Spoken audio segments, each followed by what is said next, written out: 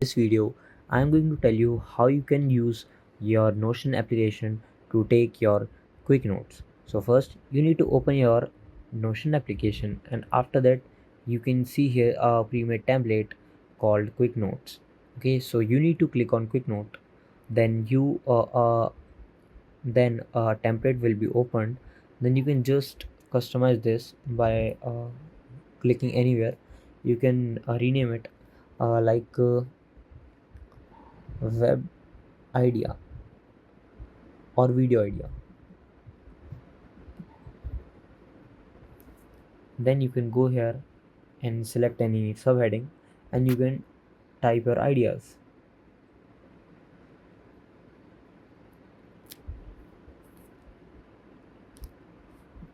like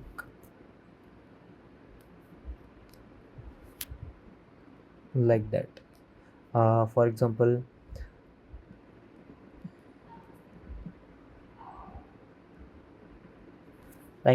I listed here. So you can do that, and you can also make a to-do list as well, which is customizable. Like you can just do things like that, and this is how you can create your uh, quick notes.